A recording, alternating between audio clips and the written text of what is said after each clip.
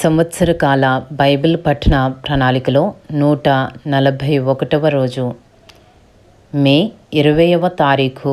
ఈనాటి అనుదిన బైబిల్ పఠనములో 2 అధ్యాయములు పరిశుద్ధ గ్రంథములోని పాత నిబంధన గ్రంథము నుండి సంఖ్యాకాండము 30వ అధ్యాయము మరియు 31వ అధ్యాయము.